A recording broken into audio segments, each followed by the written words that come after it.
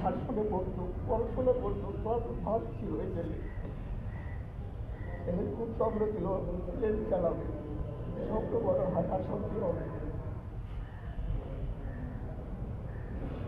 বাসায় এখন শুধু প্লেন প্লেন বলে, কিন্তু আনতে পারবে না। ও স্বপ্নই ছিল ও পাইলট হবে।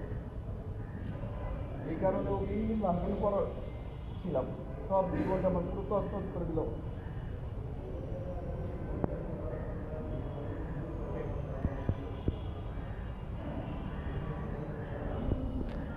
এখন আমার সরকারের কাছে একটাই দাবি যে আমার মা তো মারা গেছে, ছেলেরা যাতে উন্নত চিকিৎসা হয়, ওর চিকিৎসাতে যাতে কোনো প্রকার অবহেলিত না হয়, এতটুকু আমার সরকারের কাছে দাবি।